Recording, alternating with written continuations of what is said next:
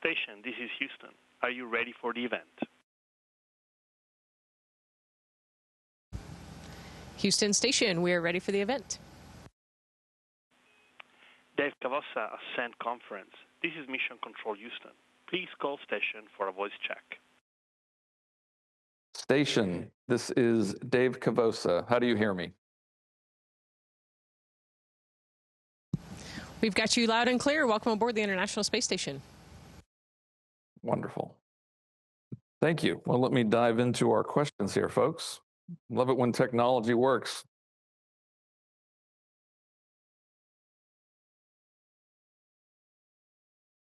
So we have yes, Colonel we're excited Ann to talk McLean. to you today and excited to talk about the future of space exploration. Ooh. Thank you. Thank you. So we have Colonel Ann McLean and Major Nicole Ayers aboard the International Space Station, and we have some questions to ask. So let me first ask, what projects or research are you currently working on aboard the International Space Station that we should know about? Man, that's a great question to kick this off. You know, at any given point here on the space station, there are over 200 science experiments going on, both inside and outside of the space station. You know, there's a lot of human research that goes on board the International Space Station, and it's actually volunteer only. So we volunteer for the human research that happens up here. Ann's part of a study called CIPHER that looks at long-term effects of space microgravity and radiation on the body, and it's looking at a bunch of, it's actually combining probably 30 plus different studies to look at the body and how it adapts to microgravity. I'm also a part of several studies that look at bone and muscle loss, looking at cardiovascular systems, eyeballs, all sorts of things. So there's a lot of human science that goes on up here, but one of the projects that I'm really excited about and we've been doing a lot of recently is actually Earth photography, specifically transient luminous events or the electrical activity that happens above the clouds over thunderstorms. You know, the International Space Station has a unique vantage point that we actually get to see those TLEs or transient luminous events. And they're pretty rare to begin with. They're even more rare to capture on a camera. And so we've been trying our hardest to capture both oblique shots of them so you can see the events above the clouds, but then also looking straight nadir, we have that other point of view, looking straight down on top of the clouds to see how the lightning moves. It can really inform scientists and researchers about the upper atmosphere, about the thunderstorms, and about those TLEs and how they interact and what those characteristics are. So a lot of exciting science that happens up here.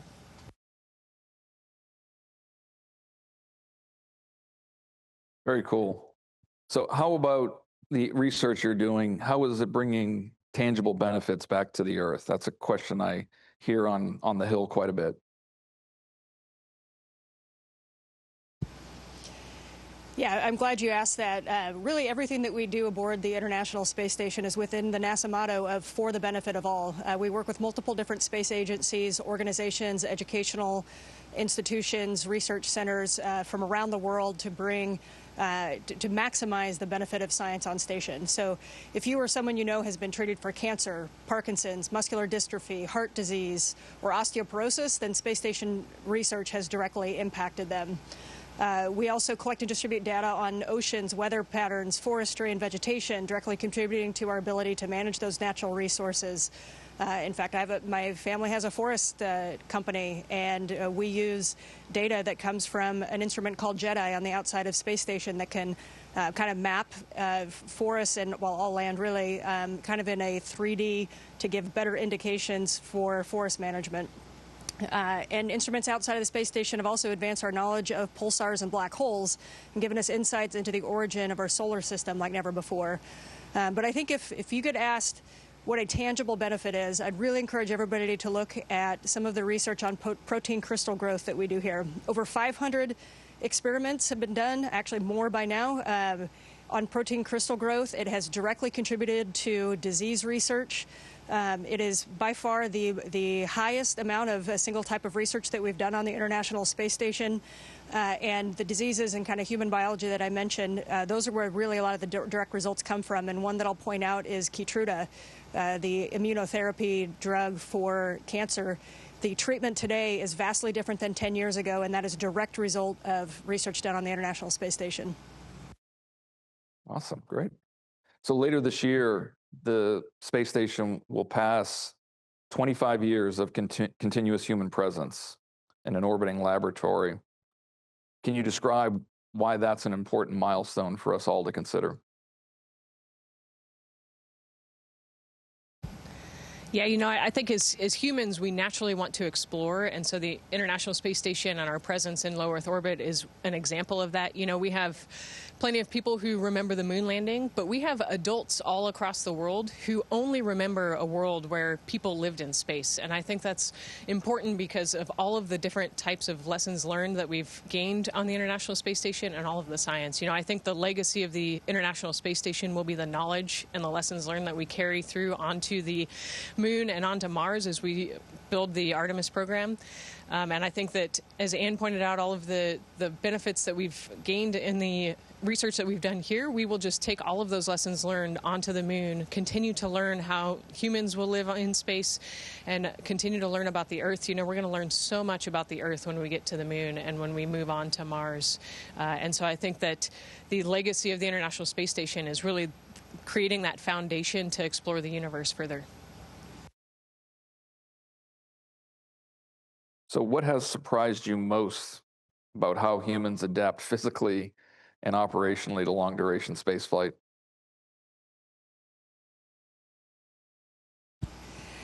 I tell you, it surprises me just how well we adapt to any environment that we're in. We talk. A lot of people say, do you get sick, or does your body hurt when you go to space or when you go back to Earth? And I think, okay, on my first space flight, I was 39 years old.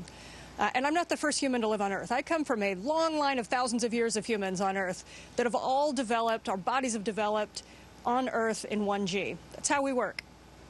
Then I personally was on Earth for 39 years. My body got used to gravity. And then I launch up to the International Space Station to completely take away gravity. And worst case scenario, I think crew members are maybe sick for a few days. That is phenomenal when you think about it. Most airplanes that fly around with these big complex engines, if you take away gravity, there's a lot of the systems that would break. And somehow our body just goes, okay, well, this is our new normal, and it adapts. So that's one of our physical adaptations, but also mental adaptations. We live and work together, and we kind of have a common culture among astronauts here. It's a weird one. If you came and visited for a day, you'd probably look at us funny at some of the things that we do. But it's just kind of the way we work. And we work across all ground cultures. So we have 3 countries represented right now. We recently had a visiting crew that brought it up to 6 countries around the world represented here, and we still had that common culture. So I think what has really surprised me and humbled me and actually made me very excited and optimistic about being a human is how well we can adapt and how well we can work with each other. Great. You mentioned, you kind of referred to the X4 crew, and that marked another important step in commercial human spaceflight and accessing the International Space Station. How was your experience working with the X4 crew, and what did NASA learn from the international cooperation and commercial collaboration? Yeah, I think the Axiom 4 crew was an amazing experience for us. We had a very busy first half of our mission, and then right as things started to slow down, the Axiom 4 crew showed up, and it was great timing. We were able to do a lot of work with them and watch how they work. It was really motivational to see them work. The Ax4 crew had Peggy Whitson, a retired NASA astronaut, and then had 3 different astronauts from different countries, and they're all selected by their country to be here. And so the motivation was incredible to see. The preparation that they put into their mission was incredible.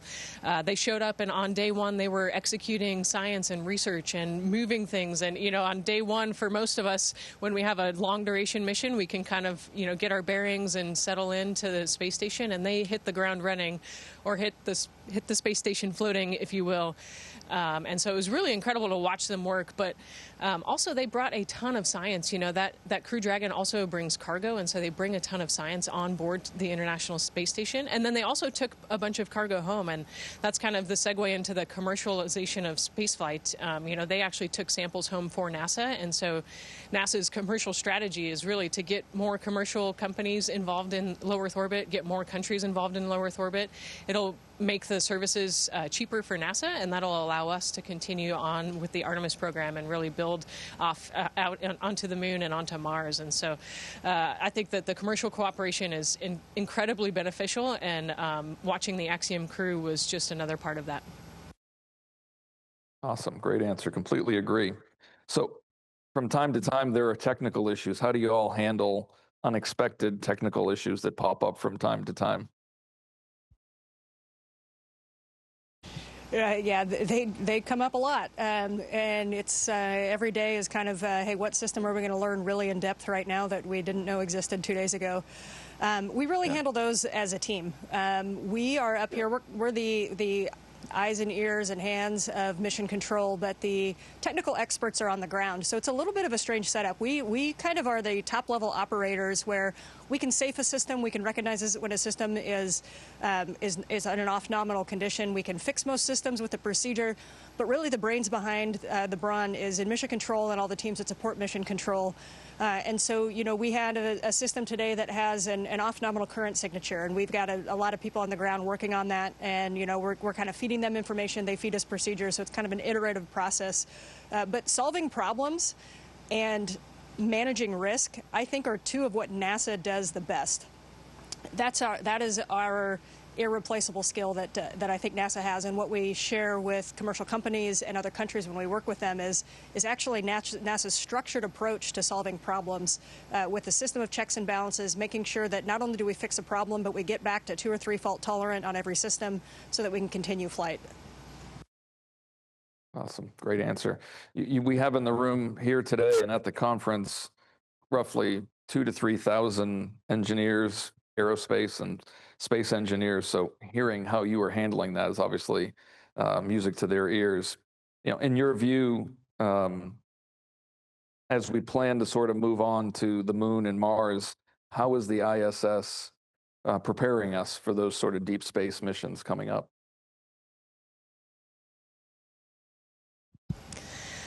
Yeah, so the moon and Mars are definitely tough problems to solve. It's going to take a lot of people and a lot of brains, a lot of engineering minds to get us there. We have to solve, how do humans do long-term spaceflight? How do we do less resupply emissions because we're not in low Earth orbit and we're further away? How do we do less comm with the ground? Anne talked about the iterative process that we've been going through today. How do we do maintenance without that process? How do we do food and water, and how do we recycle everything that we use? We have to get to a point where we're recycling 98 to 99% of our water use just in order to get to the moon and onto Mars. And so all of those things are being tested here on the International Space Station, and it's a great test bed where we do have the opportunity to talk to the ground and get the resupply missions and do the iterative process and figure out how we're going to make those things work when we get further away from the Earth. So the space station, like I said, it's a big knowledge bed. We've been providing those lessons learned for 25 plus years, and we're going to continue to do that all the way through 2030 in order to inform how we get to the moon and Mars. So, Colonel, you mentioned the space station is obviously slated to remain in service through 2030. Over the next 5 years or so, what types of research or tech demos do you think could have profound impacts on life here on Earth or beyond?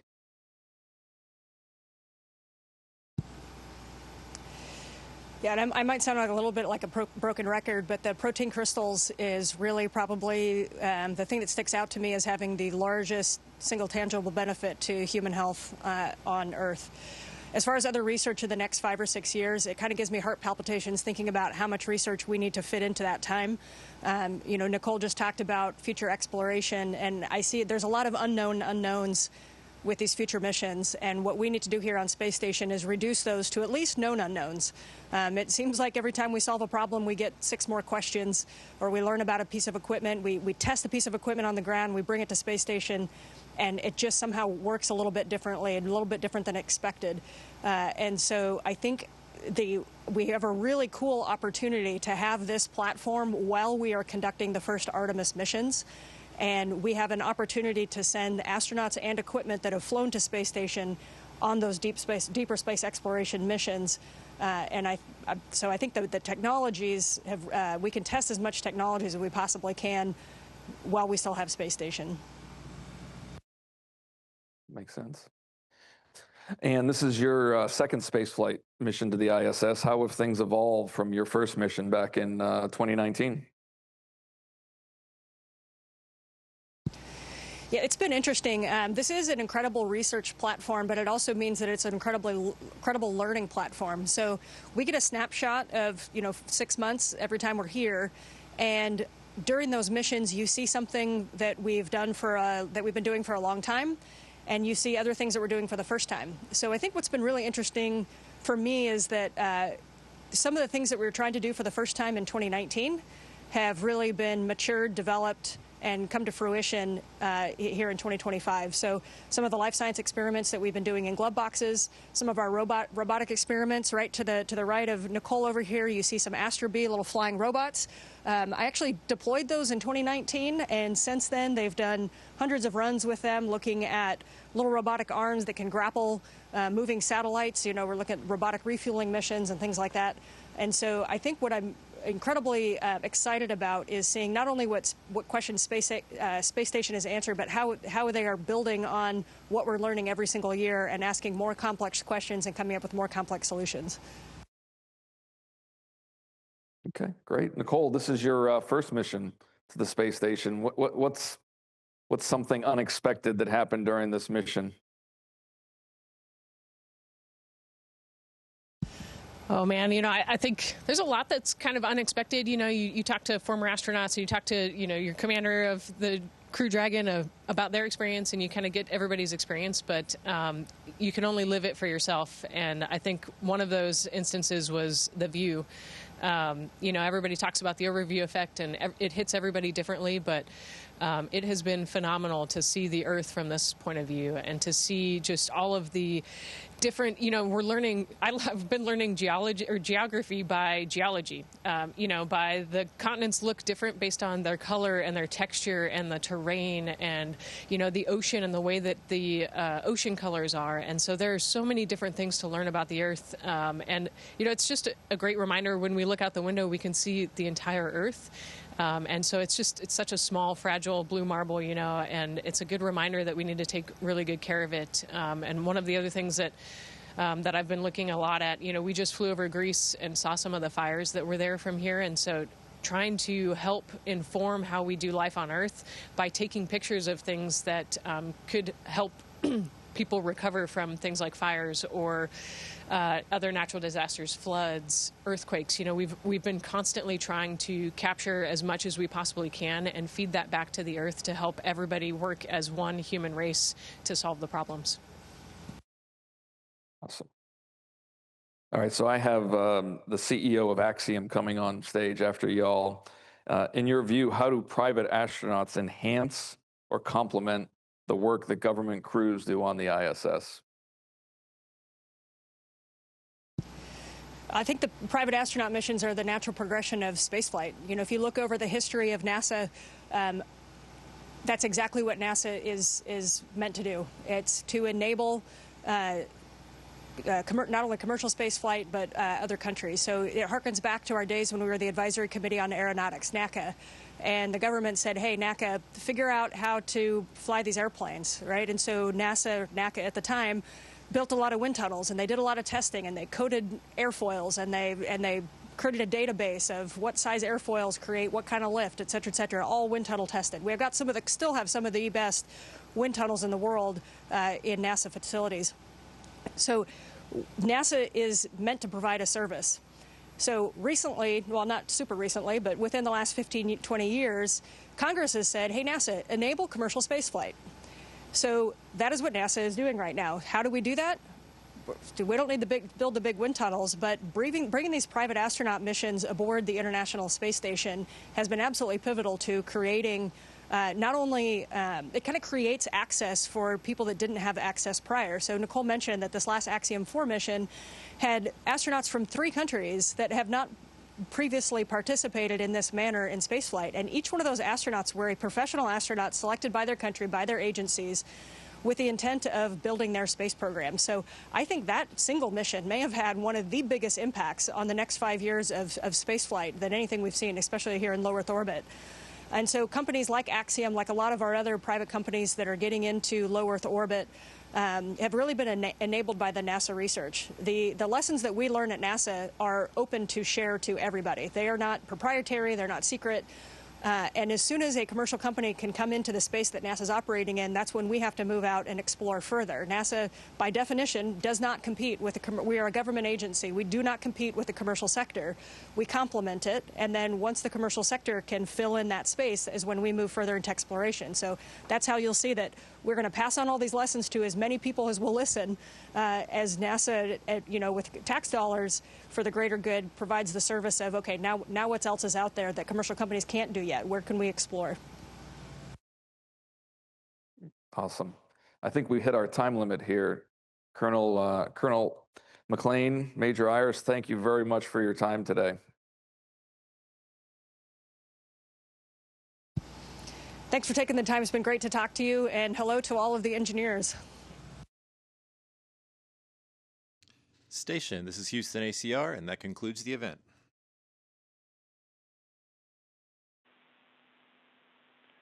Thank you to all participants. Station, we are now resuming operational audio communications.